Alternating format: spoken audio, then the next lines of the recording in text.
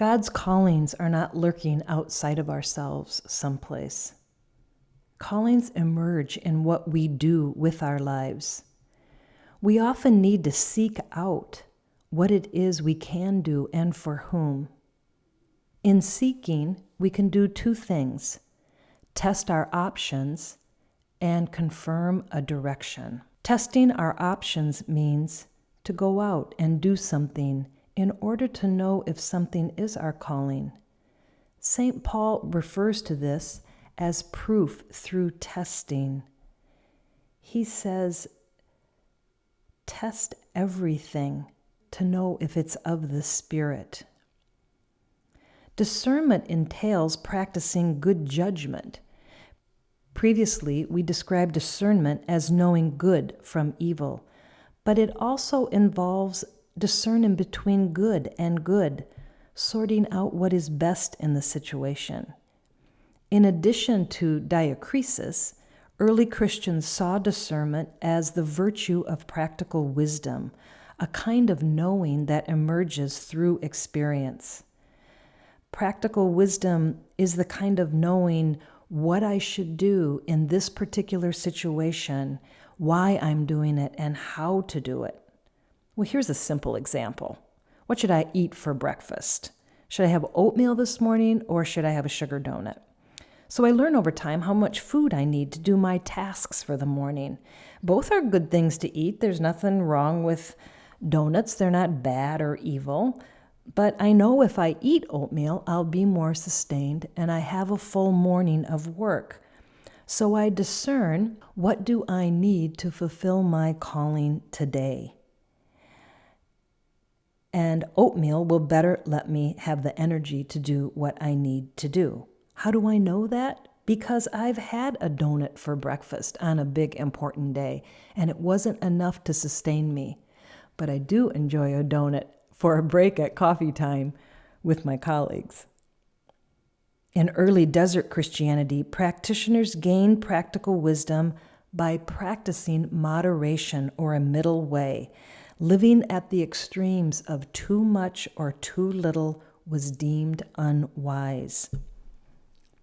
Discernment entails testing our options, which can mean trying out different jobs, a different diet, some new spiritual practices, a new volunteer opportunity, traveling, shadowing people, taking an internship, joining a group, learning a skill, introducing ourselves to a person.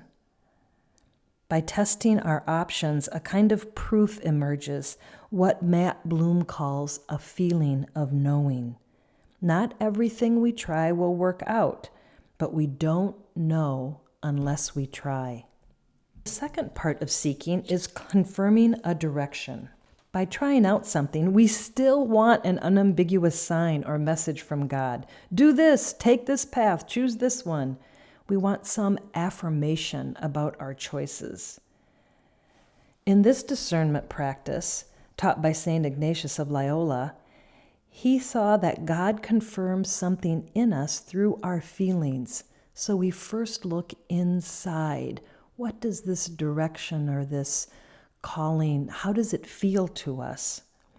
And he said we should discern between two different types of feelings. One is consolation, this sense of spiritual gladness and joy. It's gentle, it's a goodness, it's a rightness. Another sign, though, is desolation, when something is fighting against that spiritual gladness. It's false, it's disquieting, it's noisy. So confirmations come from a deep intuitive self-knowledge, a feeling being called, of knowing something is right and good, and it's in the direction of God. And we know through our whole being, our feelings, our images, our bodily sensations. But desolation also speaks to our whole selves. We don't feel very good, or our stomach hurts, we have a headache, or we're confused. But self-knowledge is not enough. We need affirmation from others. We have to go outside of ourselves. If our gifts are for others and the community, we need some sign that others need them. Callings are social and communal, They're for others, but they're also through others.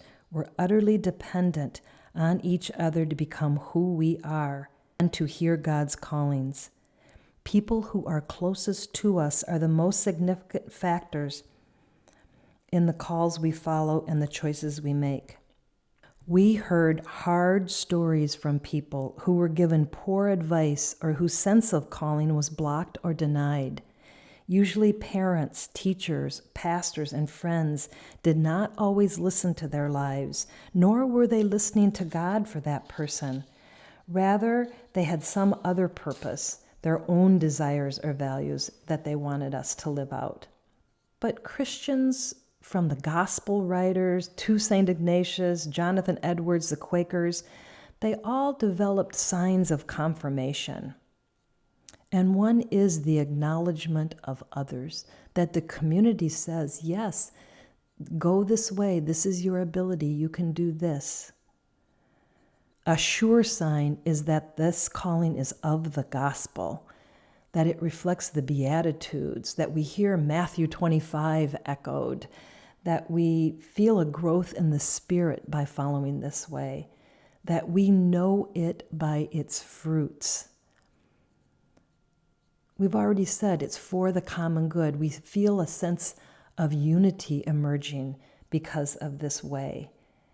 As Ignatius said, we experience a sense of peace and joy, and Paul says callings expand our sense of spiritual freedom. A confirming sign might be a sense of clarity, an aha moment. Yes, this is it. Or a convergence when unrelated parts of our experience begin to converge and fit together. Or repetition, maybe we hear a similar message, or the same thing keeps recurring but through different channels in our lives. Or there's a demand, a need, a responsibility, a duty that emerges, and we sense the difficulty, the challenge, that there's real suffering here, but we're suffering with Christ. It's not a kind of suffering that would lead to self-destruction. It would lead to God's glory. A confirming sign is beauty. It's beautiful. And another is humility. It doesn't make us great in the world. It makes us small. We decrease like John the Baptist, so Christ might increase. The famous Protestant preacher Jonathan Edwards said, "A confirming sign is a deep-seated conviction, a growing sense of, I cannot not do this." Consider the story of Jim Foley. He was a photojournalist who was tortured and executed by ISIS in 2014 after being held captive for 21 months. He had graduated from college in the 90s, and he worked in the inner city for Teach for America and later in the jail system, so he had tested different things along the way. And he went on to get a master's degree in photojournalism, and he was particularly drawn to be a conflict journalist to report from war zones. He'd covered wars in Afghanistan and Libya and the ongoing war in Syria, and when he was released, he had come home.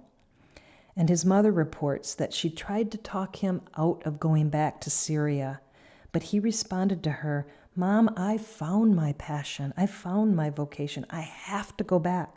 Who else is going to take those pictures and tell those stories of what these people are going through?" So over time, a confirmation is that felt sense of, I cannot do otherwise, even if it might cost me my life. In seeking our callings, then, we test our options.